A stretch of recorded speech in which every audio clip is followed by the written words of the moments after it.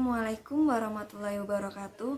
Perkenalkan, nama saya Ayuninda Nur Azizah, NIM 19010200505056. Teori Piaget ini adalah teori komprehensif tentang sifat dan perkembangan kecerdasan manusia.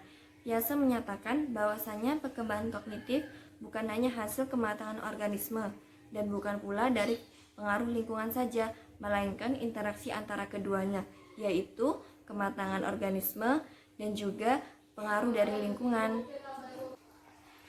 Yang pertama adalah skema. Istilah ini diberikan oleh Piaget untuk dapat menjelaskan seseorang memberikan respon terhadap suatu stimulus dan menjelaskan banyak hal yang berhubungan dengan ingatan. Skema merupakan struktur kognitif yang digunakan oleh manusia untuk beradaptasi dengan lingkungan secara intelektual. Dan yang kedua adalah asimilasi. Asimilasi adalah bagian dari proses kognitif. Dengan proses itu, individu secara kognitif mengadaptasi diri terhadap lingkungan dan menata lingkungan tersebut. Dan yang ketiga adalah akomodasi. Akomodasi ini diartikan sebagai penciptaan skemata baru atau mengubah skemata lama. Asimilasi dan akomodasi terjadi bersama-sama saling mengisi pada setiap individu yang menyesuaikan diri dengan lingkungannya. Proses ini perlu untuk tumbuh dan perkembangan kognitif. Antara asimilasi dan akomodasi harus ada keserasian. Piaget menyebutkan bahwa keserasian ini adalah keseimbangan. Assalamualaikum warahmatullahi wabarakatuh. Sebelumnya perkenalkan diri saya terlebih dahulu. Nama saya Imaniar Wekadayinta dengan NIM 1902010505103. Baik, di sini saya akan melanjutkan pemaparan materi dari rekan saya yang sebelumnya. Saya akan memaparkan materi mengenai tahap sensori motor pada anak usia dini. Nah, tahap sensori motor itu dilalui pada anak dengan taraf usia dari 0 sampai 2 tahun atau pada bayi baru lahir hingga berusia 24 bulan. Dapat diketahui terdapat tokoh yang menyebutkan bahwa setiap tahap mulai dari bayi lahir hingga berusia 2 tahun, bayi sedang berkembang dan melalui aktivitas motor. Hal ini berdasarkan pendapat dari Diana E. Dan Ruth Dutkin-Feldman pada tahun 2008. Dapat diketahui bahwa aktivitas kognitif anak pada tahap ini itu terpusat pada sensor atau alat indera dan motor atau gerak. Nah, berarti artinya dalam hal ini anak hanya atau anak masih mampu melakukan pengenalan lingkungan dengan melalui panca indera dan pergerakannya. Dan pada keadaan ini merupakan tahap atau dasar untuk menuju ke perkembangan kognitif yang selanjutnya. Kemudian pada tahap ini terdapat beberapa kemampuan yang telah dimiliki anak pada usia 0 sampai 2 tahun. Terdapat beberapa kemampuan. Yang pertama yaitu suka memperhatikan sesuatu dengan waktu yang lama. Jadi pada anak usia ini lebih cenderung suka atau masih dapat melihat sesuatu dan memandanginya dalam waktu yang lama. Dan yang kedua yaitu memperhatikan suatu objek sebagai hal yang tetap dan ingin merubah letaknya.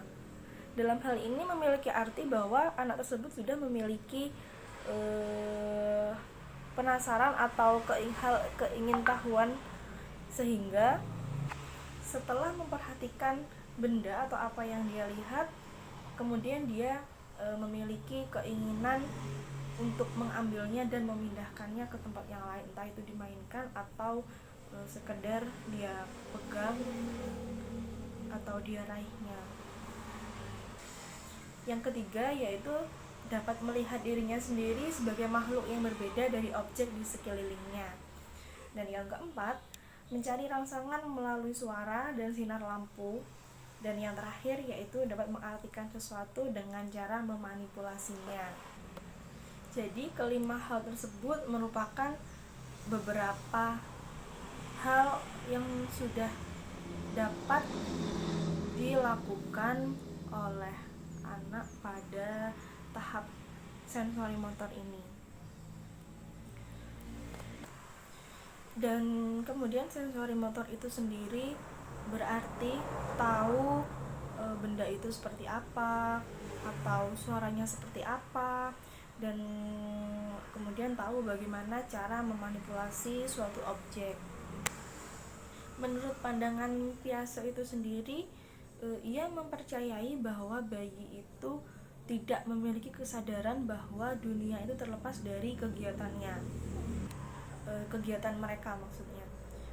Jadi pada tahap sensori motor ini dapat diartikan juga sebanding dengan konsep skema-skema yang menunjukkan kecenderungan terhadap organisasi, di mana yang sudah dijelaskan oleh Piaget yaitu sebagai karakteristik yang menunjukkan kecenderungan organisme hidup. Maksudnya kecenderungan pada organisasi, di mana Piaget itu menjelaskannya bahwa sebagai hal itu sebagai karakteristik semua organisme yang hidup. Contohnya pada tahap ini bayi yang baru lahir akan menghisap sesuatu tanpa pilih-pilih, seperti dia akan memasukkan semua yang ia lihat atau yang ingin ia raih itu ke dalam mulutnya. Namun seiring dengan perkembangan usianya dan pengalamannya, bayi itu akan semakin selektif terhadap hal tersebut. Nah, selektivitas ini berarti mengindikasikan bahwa suatu kecenderungan untuk mengorganisasi dunia, dan juga untuk mengindikasikan adaptasi terhadap lingkungannya. Kemudian dikarenakan juga bayi itu mengasimilasi pengalaman-pengalaman baru dan mengakomodasi perilaku yang selanjutnya. Kemudian selanjutnya terdapat beberapa tahapan atau fase usia dalam tahap sensori motor ini, yaitu sebagai berikut. Yang pertama yaitu dari usia lahir sampai 1 bulan. Nah, pada usia ini aktivitas utamanya pada bayi tersebut yaitu melatih refleks-refleks. Dapat dilakukan dengan variasi-variasi kecil pada perilaku refleksif dan dapat terjadi karena adanya interaksi dengan lingkungan. Kemudian yang kedua yaitu usia 1 sampai 4 bulan. Pada usia ini anak sudah dapat melakukan koordinasi seperti menghisap, meraih, dan hal tersebut merupakan skema yang terbentuk paling baik pada fase ini. Pada tahap yang ketiga yaitu usia 4 sampai 8 bulan. Nah, pada usia ini aktivitas bayi lebih cenderung melakukan aktivitas-aktivitas berulang yang diorientasikan terhadap tubuh mereka sendiri. Bayi itu melatih sensori motor mereka dengan lebih tertarik pada kegiatan mereka sendiri daripada terhadap benda-benda untuk kegiatan tersebut. Kemudian yang selanjutnya yaitu usia 8 sampai 12 bulan. Nah, pada fase ini merupakan fase aktivitas yang benar-benar terencana dan memiliki tujuan. Contohnya itu bayi akan memindahkan penutup benda untuk menemukan suatu objek yang mereka lihat sudah tertutup. Kemudian tahap yang kelima yaitu usia 12 sampai 18 bulan. Pada fase yang kelima ini terdapat atau terjadi pengulangan, tapi juga terdapat suatu usaha untuk memvariasikan aktivitas sebagai pengganti dari pengulangan yang sederhana. Sehingga perilaku ini disebut dengan teori circular reaction. Dan pada tahap yang terakhir yaitu usia 18 sampai 24 bulan. Pada tahap yang terakhir ini dapat dianggap sebagai suatu periode transisi antara intelijensi sensori motor dengan praoperasional. Di sini saya akan menjelaskan tentang tahap praoperasional usia 2 sampai 7 tahun. Pada tahap ini, anak akan mempresentasikan dunia melalui kata-kata, bayangan, dan gambar. Mereka akan membentuk konsep yang stabil dan bernalar. Ciri pokok perkembangan pada tahap ini yaitu pada penggunaan tanda simbol atau bahasa tanda dan mulai berkembangnya konsep intuitif. Pada tahap ini dibagi menjadi 2 subtahapan. Yang pertama yaitu subtahapan fungsi simbolik usia 2-4 tahun.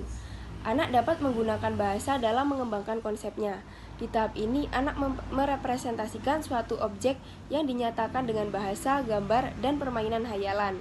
Kemampuan ini secara cepat dapat memperluas mental pada anak. Dalam subtahap ini, anak-anak dapat membuat kemajuan yang berarti, tetapi pemikiran mereka masih terbatas. Bentuk keterbatasan tersebut yaitu egosentrisme ialah ketidakmampuan membedakan antara perspektif dirinya sendiri dengan orang lain. Yang kedua ada animisme, ialah keyakinan pada benda mati seolah-olah dapat hidup dan dapat berinteraksi dengan mereka. Yang kedua ada subtahap berpikir intuitif usia 4-7 tahun. Anak sudah dapat pengetahuan berdasarkan pada kesan yang agak abstrak. Dalam mengambil kesimpulan sering tidak diungkapkan dengan kata-kata. Oleh karena itu, pada usia ini anak sudah dapat mengungkapkan isi hatinya secara simbolik, terutama bagi mereka yang mempunyai pengalaman yang luas. Pada anak umur 4 tahun, seorang anak sudah memulai mengembangkan ide-idenya sendiri, namun idenya masih sederhana, dan ia belum terlalu baik dalam menyelesaikan masalah.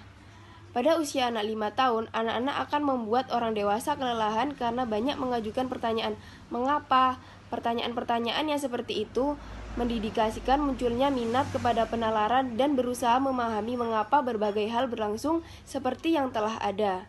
Kesimpulannya, anak-anak mengetahui sesuatu tetapi mengetahuinya tidak dengan pemikiran rasional. Selanjutnya, di sini saya akan menjelaskan tentang pemusatan dan keterbatasan pemikiran praoperasional. Salah satu keterbatasan pemikiran praoperasional ialah pemusatan, yaitu memusatkan atensi pada sebuah karakteristik sehingga mengesampingkan karakteristik yang lainnya. Pemusatan ialah gejala yang paling jelas muncul pada anak-anak yang belum mempunyai konservasi, yaitu kesadaran bahwa merubah suatu objek atau suatu substansi tidak merubah properti dasarnya. Pada teori ini mengungkapkan beberapa kemajuan yang dimiliki pada anak saat masa praoperasional, yaitu yang pertama fungsi simbolis yang mulai berkembang, yang kedua mulai memahami sebab akibat, yang ketiga mulai memahami identitas dan pengkategorian, yang keempat ada mulai memahami angka-angka. Salah satu contoh yang nyata dari adanya teori praoperasional ini adalah ketika anak diberikan 2 buah gelas yang sudah berisi sirup merah. Salah satu gelas berbentuk lebar dan pendek, dan gelas yang lainnya berbentuk ramping dan tinggi. Seseorang anak pada masa praoperasional pasti akan memilih gelas yang berisi sirup merah yang berukuran tinggi dan ramping, padahal volume dari kedua gelas tersebut sama saja. Dalam pemikiran anak tersebut, sesuatu yang terlihat lebih tinggi berarti memiliki isi dan ukuran yang lebih banyak daripada sesuatu yang lebih pendek. Hal inilah yang disebut konservasi. Tahap operasional konkret. Pada tahap ini, anak berada pada rentang usia 7 hingga 11 tahun yang mempunyai ciri berupa penggunaan logika yang telah memadai. Selama tahapan ini terdapat proses-proses penting, yakni antara lain yang pertama pengurutan, yaitu di mana anak mampu mengurutkan objek menurut ukuran, bentuk, atau ciri lainnya. Sebagai contoh, bila anak diberi benda dengan ukuran yang berbeda-beda, mereka dapat mengurutkannya dari benda yang paling besar ke yang paling kecil. Yang kedua, klasifikasi, di mana anak mampu memberikan nama dan mengidentifikasi serangkaian benda menurut tampilan, ukuran, atau karakteristik lainnya. Sebagai contoh, anak sudah mengetahui bentuk kubus, bola, dan silinder. Ia hendak menyusun 3 benda tersebut dalam satu rangkaian, akan tetapi bolanya kurang 1. Maka si anak mencari suatu benda berbentuk bulat untuk memasukkan ke dalam rangkaian tersebut. Yang ketiga, decentering, yaitu anak mulai mampu mempertimbangkan beberapa aspek dari suatu permasalahan untuk bisa memecahkannya. Sebagai contoh, anak tidak akan lagi menganggap gelas A lebih besar dari gelas B. Ia sudah mampu mengatakan bahwa gelas A dapat lebih banyak menampung air daripada gelas B, sebab gelas A lebih lebar dan tinggi dibanding gelas B. Yang keempat, reversibility, yaitu anak mulai mampu memahami bahwa suatu jumlah atau benda dapat diubah sekaligus dapat dikembangkan pada keadaan semula. Contohnya, tanah lempung berbentuk bola dapat diubah menjadi bentuk kubus, tetapi dapat dikembalikan ke bentuk bola seperti semula. Atau anak mengetahui bahwa bilangan 4 jika ditambah 4 sama dengan 8. Untuk mengembalikan ke jumlah sebelumnya, ia akan mengurangi angka 8 dengan 4. Kelima, konservasi, yaitu di mana anak mampu memahami bahwa kuantitas, panjang, atau jumlah benda-benda ialah tidak berhubungan dengan pengaturan atau tampilan dari objek atau benda-benda ini. Contohnya, bila anak diberi cangkir yang seukuran dan isinya sama banyak, mereka akan tahu bila air dituangkan ke gelas lain yang ukurannya berbeda, air di gelas ini akan tetap sama banyaknya dengan isi cangkir lain. 6. Penghilangan sifat egosentrisme, di mana anak mampu melihat sesuatu dari sudut pandang orang lain, bahkan saat orang ini berpikir dengan cara yang salah. Contohnya, Lala menyimpan boneka di dalam kotak, lalu meninggalkan kamarnya. Kemudian, Bima masuk ke kamar Lala dan memindahkan boneka itu ke dalam laci. Beberapa menit kemudian, Lala kembali ke kamarnya. Doni, sebagai anak dalam tahap operasional konkret ini, akan mengatakan bahwa Lala akan menganggap boneka itu ada di dalam kotak. Padahal, Doni mengetahui bahwa boneka itu sudah dipindahkan ke dalam laci oleh Bima.